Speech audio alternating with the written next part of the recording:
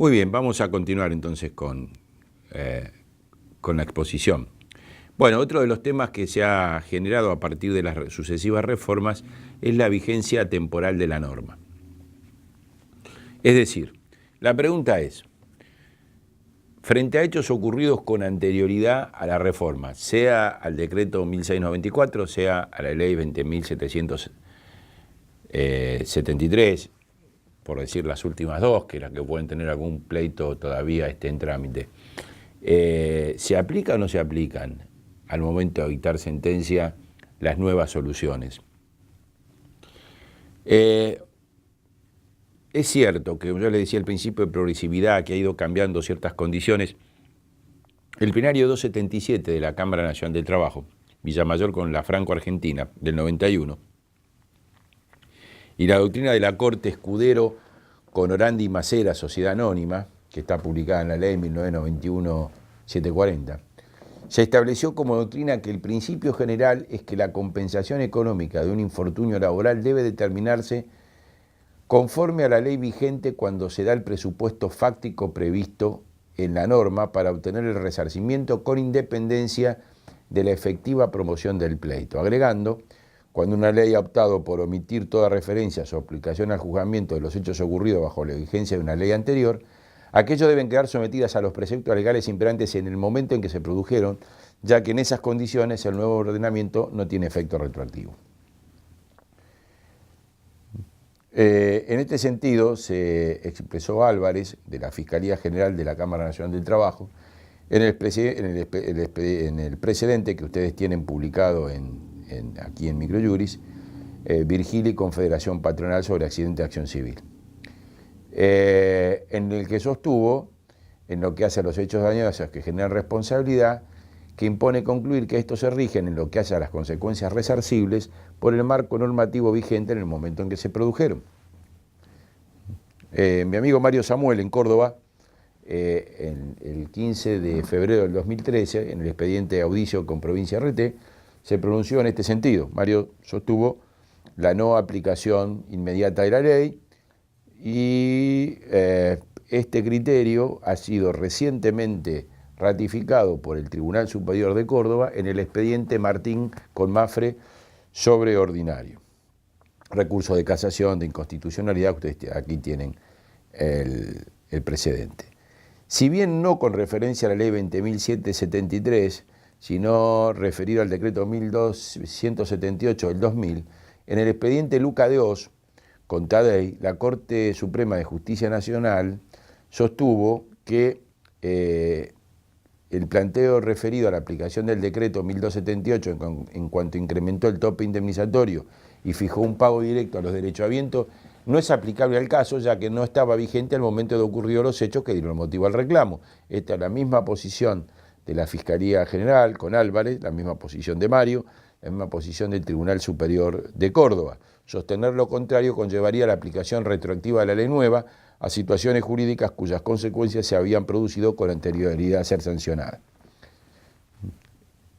Recientemente, como ustedes pueden ver, el fallo es del 20 de diciembre del 2013, la Sala Décima de Capital, en el expediente Armas con Consolidar, se expidió en el mismo sentido y lo hizo con referencia expresa a Luca de Oz y habló del principio de progresividad, que la progresividad entendida como el deber jurídico de no deshacer injustificadamente los mejores derechos alcanzados constituye un principio de política social y aconseja que en la medida de lo posible las leyes tiendan a mejorar el nivel de los beneficios reconocidos para aquellos sectores que necesitan la protección especial del Estado. Pero a la vez, dicho principio no está dado para fundar la descalificación constitucional de una norma, más allá de que el desvío pueda justificar la crítica política, ideológica y de opinión. La Corte del Tribunal Superior de Córdoba también habló del principio de progresividad, en el caso Tadei, en términos similares. ¿Qué pasa en la provincia de Buenos Aires? No puedo decir que la provincia de Buenos Aires se haya expedido específicamente sobre la reforma de la ley 2773. Sin embargo, en un fallo, Sánchez con Ban Sud, y a ver, yo trajo este fallo porque es de febrero del 2012, pero hay muchos fallos anteriores de la Corte de la provincia de Buenos Aires, ha sostenido que la retroactividad de la ley es posible solo cuando su aplicación no arrase los derechos definitivamente incorporados al patrimonio, situación que exclusivamente puede considerar que existe cuando bajo la vigencia de una ley se han cumplido todos los actos y condiciones sustanciales y los requisitos previstos por la norma para que el particular sea titular del derecho. Y en un reciente expediente que tiene, es muy conocido por el problema de la tasa de interés en la provincia de Buenos Aires, que merecerá otra consideración, otro artículo. Hay un artículo mío publicado sobre ese tema aquí en Microjuris. La Corte de la Provincia de Buenos Aires, en la primera parte del fallo, si bien critica al Tribunal de Grado porque dice que no ha fundado debidamente su pronunciamiento, dice que adjudicó al texto legal aplicable, en el caso del artículo 14, apartado inciso 2 de la ley 24.557, un alcance que éste no contiene y elevó la cuantía de la indemnización que le hubiera correspondido percibir al trabajador según los específicos parámetros que dicha norma contempla, y el propio fallo se refiere a los parámetros que estaban vigentes al momento de ocurrencia del accidente de trabajo. De modo tal que se puede concluir, si uno hace un análisis global de la jurisprudencia de la Corte de la Provincia de Buenos Aires, que la Corte de la Provincia de Buenos Aires también se enrola en esta idea de que lo que debe aplicarse es la ley vigente al momento de ocurrencia del hecho. Yo aquí le traje una cita de la Sala 9 de la Cámara Nacional del Trabajo, donde explican por qué ellos entienden que la aplicación inmediata de la regla no es carácter retroactivo. Y dice que la ley 2773 no ha seguido el criterio general de aplicación ceñida a las contingencias cuya primera manifestación invalidante se produjera luego de su publicación, sino que dispone su directa operatividad sobre las prestaciones adeudadas. La verdad que no sé de dónde lo sacan, pero bueno, lo dicen. La sanción del artículo 17, inciso sexto, trasunta la imperiosa e impostergable necesidad de ajustar los montos de las prestaciones dinerarias por incapacidad permanente de las contingencias laborales ocurridas con anterioridad a la entrada en vigencia de la ley, especialmente aquellas producidas durante la vigencia de la ley 24.557 que se han mantenido incólumes desde la entrada en vigor de la Ley de Riesgo de Trabajo en el año 1996, y aquellas producidas durante la vigencia del decreto 1278 del 2000 que no han tenido variación alguna desde el año 2001 con los topes indemnizatorios, totalmente desactualizados y desfasados que disminuyen o rebajan aún más las prestaciones ya de por sí totalmente envilecidas y despreciadas. La Cámara Décima, con voto de Toselli, ha sostenido una interpretación similar y dice que si no, estarían obligados a declarar la inconstitucionalidad de oficio de dicha norma por su clara y evidente discriminación hacia los trabajadores que sufrieron siniestros anteriores con relación a aquellos que tuvieron como fecha de daño un momento ulterior. A ver, fíjense que este es Martín con Mafre, de el 1 de mayo del 2013, y vuelvo un segundo para atrás. Es el expediente, ahí lo están viendo, donde ese expediente fue revocado por la Corte, el Tribunal Superior de Córdoba. Es decir, ese expediente donde Toselli, que es un muy reconocido y muy valorado juez de Córdoba, establece este criterio basado en el principio de progresividad, es el expediente que finalmente es modificado por el Tribunal Superior de Córdoba. Ustedes acá tienen un largo listado de distintos pronunciamientos que también se han pronunciado en el mismo sentido, haciendo la aplicación inmediata de la ley. Prácticamente en Capital son todas las salas, salvo la décima, las 9 primeras salas de Capital, todas están votando esto, y casi todas las cámaras de Córdoba, las unipersonales, están votando esto. Ahí había soluciones contrapuestas. Ahora con el voto del Tribunal Superior de Córdoba no sé qué temperamento van a adoptar. Y bueno, hay una dispersión jurisprudencial con este tema. Y en esto me parece muy importante siempre recordar algo que, como lo digo reiteradas veces, a veces se torna un poco cansador para quienes me escuchan. Uno siempre debe analizar cuál es el estado de la jurisprudencia en el lugar donde uno litiga. Todos los argumentos son buenos, pero de acuerdo al lugar donde litigo yo tengo que analizar cuál es el estado de la jurisprudencia para ver finalmente cuál es la posibilidad de que prospere mi planteo, o si yo debo argumentar sabiendo a priori de que no están resolviendo como yo pretendo, y lo que voy a intentar con mi proceso argumentativo es lograr una modificación en el estado actual de la jurisprudencia. Bueno, vamos a pasar a las prestaciones dinerarias. No vamos a hacer el cálculo de las prestaciones dinerarias, que vamos a dejar para otro curso, sino simplemente a definir cuáles son las prestaciones dinerarias contempladas en la ley. Vamos a ver cuestiones de carácter general. ¿Qué son las prestaciones dinerarias? Son pagos mensuales que deben efectuar las aseguradoras de riesgo de trabajo mientras el damnificado no pueda trabajar, o por el tiempo que corresponda y en la cantidad adecuada, o en caso de accidente o enfermedad profesional. En los casos que derivados de un accidente o de una enfermedad se establezca una incapacidad definitiva, la aseguradora de riesgo de trabajo debe pagar también una indemnización. Estos pagos se determinan según el tipo de incapacidad y tienen como finalidad reparar los daños causados. Estas son las prestaciones dinerarias. En el particular mecanismo de la ley de riesgos, las prestaciones no se encuentran a cargo del titular de la relación laboral, sino que la aseguradora, de modo que es esta quien debe aceptar o rechazar la pretensión de los plazos que establece la reglamentación. No obstante, el acto de denuncia por parte del empleador no puede ser considerado un reconocimiento de la existencia misma de la enfermedad o accidente que se pone en conocimiento de la aseguradora de riesgo, pues aquel no tiene la obligación de verificar la certeza de los dichos del trabajador en este sentido. A ver, Josserand en el siglo XIX sostenía que no interesa quién es el que causa el daño, lo interesa quien lo repara. Esta idea no ha sido reconocida o no ha sido tenida en cuenta en la jurisprudencia local. La mayor parte del cuestionamiento en los fallos jurisprudenciales, sobre todo en la primera época de la ley de riesgo de trabajo, era que quien causaba el daño no debía repararlo, y en realidad el que lo repara es una aseguradora de riesgo.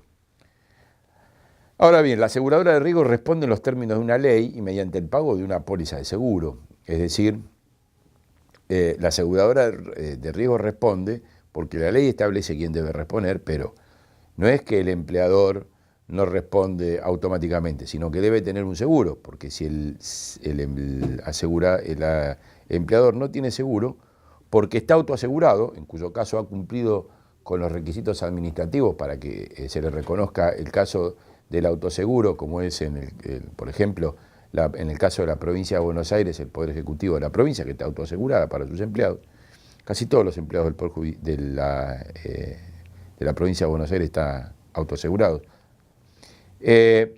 O el artículo 28 de la ley de riesgo, que establece que si el empleador no ha contratado el seguro, él debe pagar las indemnizaciones, por lo menos en los términos de la ley de riesgo. La ley de riesgo dice en los términos de la ley de riesgo. Yo digo por lo menos porque queda siempre la posibilidad de la acción. Ahora, la Sala Quinta de la Cámara Nacional del Trabajo, en este expediente que ustedes están viendo, que está publicado aquí en la editorial, sostiene que la puesta en conocimiento, o sea, la denuncia que hace la aseguradora, el empleador a la aseguradora, no implica un reconocimiento ni de la enfermedad ni del accidente, simplemente poner en conocimiento de la aseguradora de riesgo lo que manifiesta el trabajador. ¿Cuál es la obligación que tiene el trabajador ante la ocurrencia del hecho o la manifestación invalidante de la enfermedad?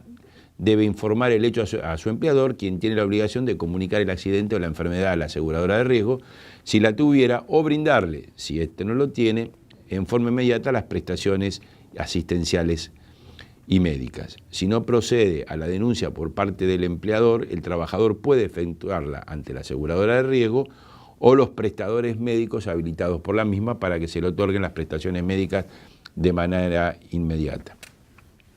Aquí voy a hacer algunas salvedades, a veces son temas que cuando se dan cursos no se trata totalmente, pero me parece importante saberlo. El trabajador debe saber que en la credencial de la RTE, que el empleador tiene la obligación de entregar, figura una línea telefónica gratuita a la que puede comunicarse él para hacer la denuncia. La aseguradora deberá proporcionar un número de siniestro, es un número gratuito de la aseguradora. Si esto no sucede, el trabajador pide realizar una denuncia de manera fehaciente a fin de quedarse con una constancia a través de un telegrama laboral, que es gratuito, o personalmente en la sede más cercana de la aseguradora de riesgo del trabajo. Entonces, el trabajador tiene la posibilidad de hacer el llamado por la línea gratuita, mandar el telegrama laboral, que está amparado por el principio de gratuidad del artículo 20 de la Ley de Riesgo de Trabajo, o personalmente en la sede más cercana de la aseguradora de riesgos del trabajo, donde se encuentra asegurado. A partir de la denuncia, la RT o el empleador autoasegurado tiene un plazo de 10 días hábiles para rechazar el accidente o enfermedad profesional, pudiendo extender este plazo por otros 20 días corridos, siempre que le notifique al trabajador que hará uso de esos otros 20 días. Si durante ese tiempo la RT o el empleador autoasegurado no le notifica el rechazo, queda obligado a brindar todas las prestaciones de la ley. Es decir, frente a la denuncia, si no existe una manifestación expresa o clara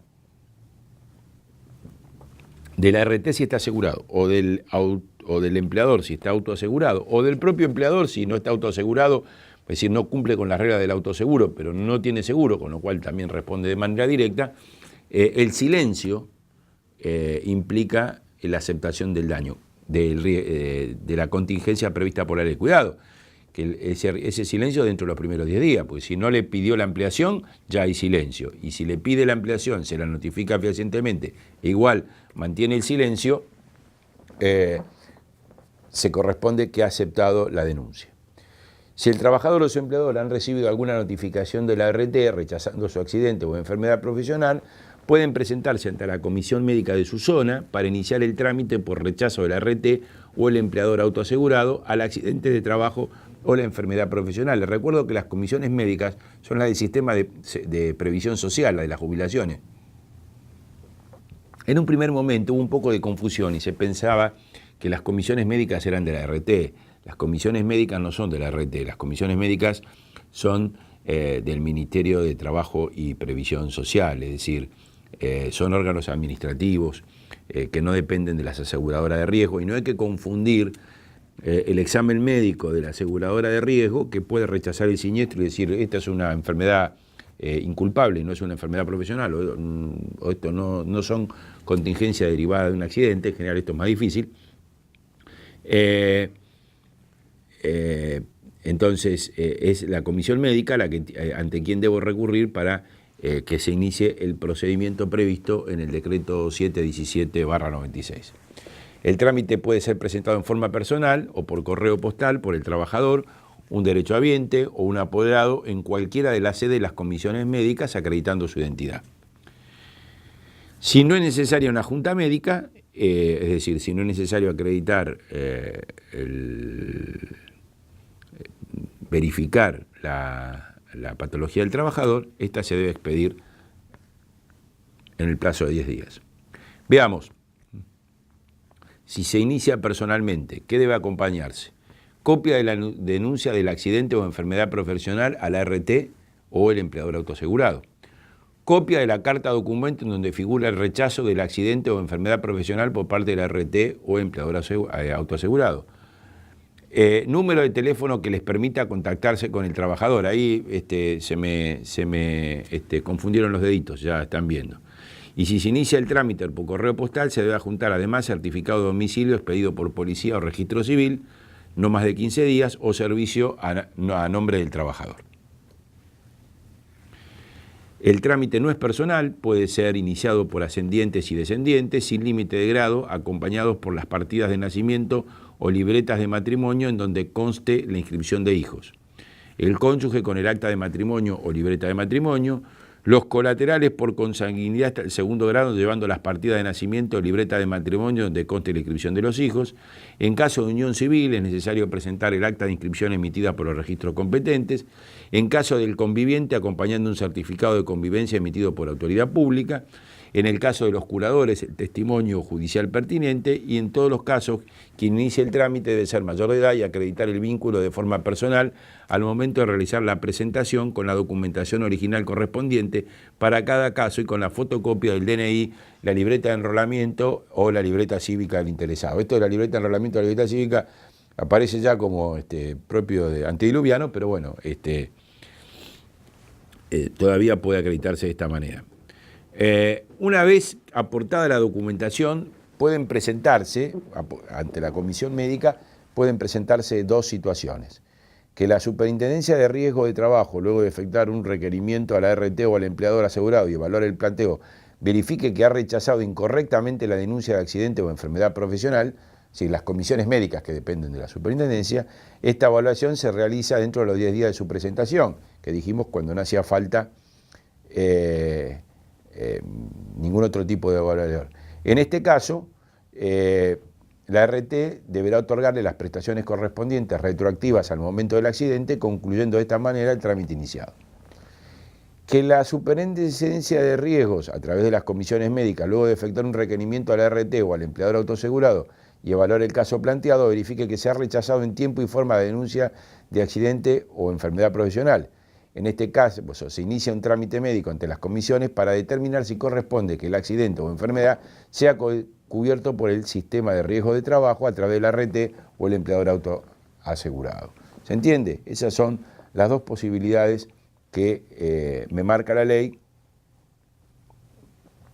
que pueden plantearse a partir de la Superintendencia de Riesgo y las comisiones médicas que dependen de la Superintendencia de Riesgo dentro del sistema regulado por la ley. Contingencias cubiertas en la Ley de Riesgo de Trabajos.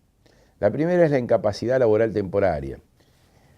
Cuando un trabajador se encuentra accidentado o padece una enfermedad profesional y el daño sufrido le impide la realización de sus tareas habituales, está en situación de lo que se denomina incapacidad laboral temporaria. La incapacidad laboral temporaria se inicia a la fecha del accidente o de la primera manifestación invalidante en caso de enfermedad y finaliza cuando el trabajador recibe el alta médica, y es decir, cuando se la declara una incapacidad laboral permanente. Y si no se ocurriese dentro de un año, cuando se cumple un año de la manifestación invalidante, se la considera como definitiva, o bien, si fallece el damnificado, ya salimos de una situación de incapacidad laboral temporaria para pasar a otro presupuesto, que es el de fallecimiento. Los primeros 10 días posteriores al accidente es las sumas que le corresponden al trabajador por la incapacidad laboral temporaria deben ser pagadas por el empleador. A partir del día 11 deben ser abonadas por la aseguradora de riesgo de trabajo. Después lo vamos a ver en el otro curso con más intensidad, pero el decreto 1694 modificó el sistema, porque antiguamente la suma que se pagaba era la resultante del valor diario del IBM, del ingreso básico mensual, y estableció que el cálculo de las prestaciones de la incapacidad laboral temporaria, el decreto 1694, deben calcularse conforme lo establece el artículo 208 de la Ley de Contrato de Trabajo, es decir, remuneración del trabajador vigente al momento de la ocurrencia del hecho o de la manifestación invalidante, o si son remuneraciones variables, promedio de los últimos 6 meses. Bueno, esto es lo que estábamos diciendo recién, con anterioridad se pagaba conforme el IBM.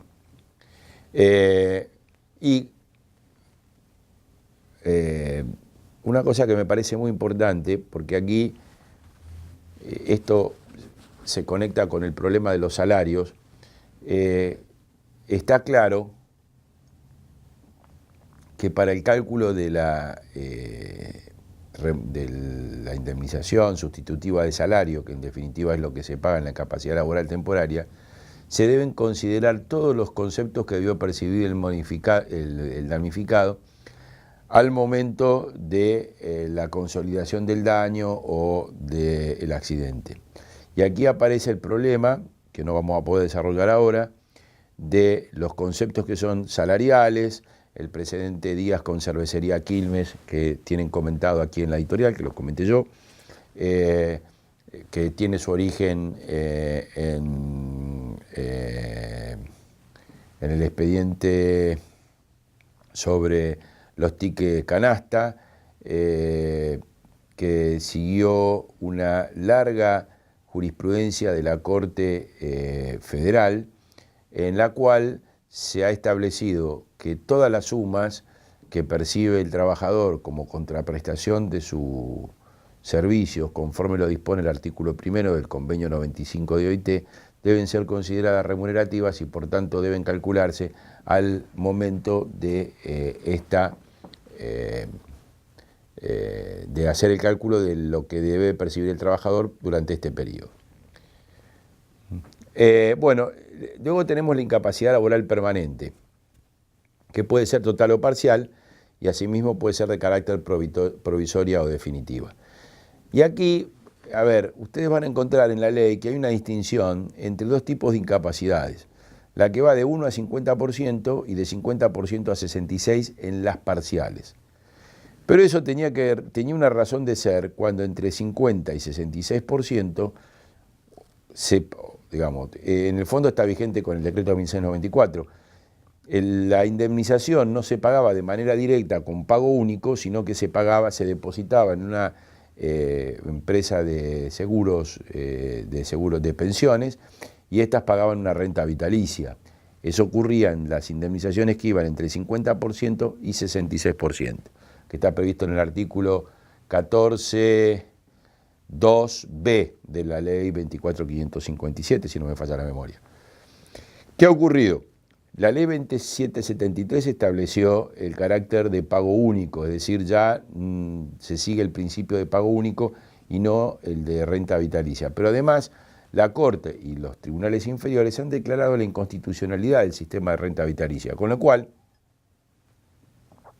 esa distinción que hacía la ley entre las indemnizaciones que van de 1 a 50%, de 50 a 66%, ha perdido virtualidad. De modo tal que la incapacidad es parcial y provisoria o definitiva si va entre 0, algo y 66%. Y se considera una incapacidad laboral permanente, total, provisoria o definitiva, aquella que es superior al 66%. El carácter definitivo se otorga cuando hay certeza de la disminución permanente de la capacidad laboral o por haber transcurrido el plazo máximo de 5 años desde el cese de la incapacidad laboral temporaria, que recuerden que es al año. Después van a ver cómo es esto. Es decir, al año se consolida el daño, salvo que se entre en un estado de provisionalidad de la incapacidad, que pueden ser 3 años, que se pueden prorrogar a 2 más. Ahora lo vamos a ver esto. La incapacidad laboral permanente parcial definitiva menor o igual al 50% da lugar a una prestación de pago único, y en los otros casos, durante la etapa provisoria de la prestación dineraria, es de pago mensual. Ahora vamos a ver esto. ¿Cuál es la incapacidad laboral permanente total provisoria mayor al 66%? Esta incapacidad se considera provisoria durante los 36 meses siguientes al cese del ILT. Este caso podrá ser extendido por las comisiones médicas durante 24 meses más si no existiera certeza del carácter definitivo. Incapacidad permanente total provisoria, en este caso de accidentes o enfermedades, cuya primera manifestación se produjo con anterioridad al 6/11/2009, que es la fecha de sanción del decreto, y desde el cese de la incapacidad, y mientras dure la duración de provisionalidad de la incapacidad, el damnificado percibirá una prestación de pago mensual igual al 70% del ingreso base multiplicado de la manera en que se verá en otra exposición, además de las asignaciones. A partir del decreto se paga el valor de las prestaciones dinerarias, y ya no se paga el 70%, sino que se paga solamente, o se paga la totalidad de la previsión del artículo 208. Insisto, este periodo es termina el año de la incapacidad laboral temporaria, allí cesa la incapacidad temporaria y se establece la definitiva, o hay 3 años en donde se establece la incapacidad laboral provisoria, y si la provisoria, que puede ser total o parcial, no se consolida en 3 años, las comisiones médicas pueden pedir 2 años más. A los 5 años finaliza el plazo. Bueno, ¿qué es la gran invalidez? Se considera que un trabajador está en situación de gran invalidez cuando tiene una incapacidad laboral permanente total y necesita asistencia continua de otra persona para realizar los actos elementales de vida. Antiguamente, antes del decreto 1694, se pagaba una prestación de pago mensual equivalente a 3 veces el valor del MOPFRE, definido por el artículo 21 de la ley 24.241. Con posterioridad, aquí lo tenemos, a partir del decreto 1694 se paga una suma de 2.000 pesos que se actualiza. Vieron que conforme al artículo 17, inciso 2 de la ley 24.557 y sus modificaciones, y que se actualiza con el sistema del SIPA, que es el sistema de actualización de las prestaciones por previsión social, es decir, las llamadas jubilaciones, que tienen un ajuste en septiembre y un ajuste en marzo. Entonces esos 2.000 pesos sufren el mismo incremento que ha venido sufriendo las jubilaciones desde la sanción del decreto 1694. Bueno, prestación por fallecimiento. Fallecido el trabajador por causas laborales, los derechohabientes cobran pagos mensuales complementarios a la prestación prevista en el régimen previsional. Se consideran derechohabientes a los efectos de esta ley a la viuda, viudos conviventes, como así también a los hijos solteros, las hijas solteras y las hijas viudas, siempre que no gozaren de jubilación, pensión, retiro o prestación no contributiva, todos ellos hasta los 21 años de edad. Esto se extiende a 25 en el caso de tratarse de estudiantes a cargo exclusivo del trabajador fallecido. En ausencia de las personas enumeradas, accederán los pares del trabajador en partes iguales. Si hubiera fallecido uno de ellos, el otro percibe la totalidad. En caso de fallecimiento de ambos padres, la prestación corresponderá a aquellos familiares del trabajador fallecido que acrediten haber estado a su cargo. Muy bien. Hemos visto así muy rápidamente las prestaciones de la ley. Determinación de la incapacidad. Y acá volvemos a algo que yo he mencionado reiteradas veces a lo largo de la exposición, que es el decreto 717/96, que es el que establece el mecanismo a partir de la cual las comisiones médicas determinan la incapacidad. El artículo 2 de la ley 24.557 establece que son las comisiones médicas y la Comisión Médica Central, que funciona aquí en la Ciudad de Buenos Aires, las encargadas de determinar la naturaleza laboral del accidente o profesional de la enfermedad. Ello no implica que los facultativos hayan de internarse en materias ajenas al ámbito propio de su título habilitante, es decir, el médico, sino que habrán de utilizar el laudo 156/96, que incluye el listado de enfermedades profesionales, y el decreto 659, donde se determinan los grados de incapacidades correspondientes a cada lesión. En ambos casos, las comisiones médicas deberán partir de la hipótesis de que los hechos denunciados son reales, toda vez que su prueba, en caso de controversia, deberá sustanciarse ante la justicia laboral y dentro de las normas procesales propias de ese fuero. Es decir, lo que hacen las comisiones médicas es expedirse si no hay controversia sobre la situación de hecho, y lo hacen en función del laudo y del baremo, de enfermedades que está en el decreto que ya vimos. Ahora bien, fíjense, ha sostenido la jurisprudencia que si en autos no obra denuncia alguna del accidente de trabajo o enfermedad profesional, siendo que las piezas acompañadas en ese caso no constituyen una denuncia, se concluye que la RT no tuvo oportunidad para rechazar o aceptar la presunta enfermedad profesional que padece el titular. Por ello no puede dictaminarse que ha mediado aceptación del reclamo por parte de la RT ni que ha consentido la existencia de la enfermedad profesional. Es decir, se recuerdan que lo que veíamos antes en cuanto a la obligación de denunciar, la RT tiene que ser acompañada de la documental. Si no ha tenido los elementos de juicio, suficientes, no puede considerarse que se ha expedido sobre la existencia o inexistencia de la enfermedad o el accidente. El decreto 1278 había incorporado al artículo 21 de la ley 24.557 un apartado quinto que dice: en lo que respecta específicamente a la determinación de la naturaleza del accidente laboral prevista en el inciso A del apartado 1 de este artículo, y siempre que al iniciarse el trámite que hace plantear la divergencia sobre dicho aspecto, la comisión actuante, garantizar el debido proceso, deberá requerir, conforme se establece por la vía reglamentaria, un dictamen jurídico previo para expedirse sobre dicha cuestión. Ven que la cuestión jurídica no está en mano de los médicos, que ha sido siempre un cuestionamiento. La cuestión jurídica es ajena a los médicos y los médicos deben tener dictámenes jurídicos previos para poderse expedir.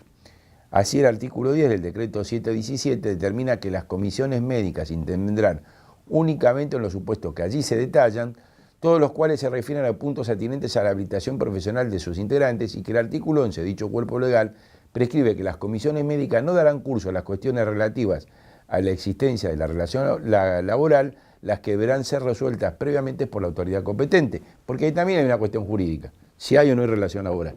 Entonces ven que las comisiones médicas no están arrogándose facultades de orden jurídico, de orden técnico jurídico, sino que solamente cuestiones de orden médico.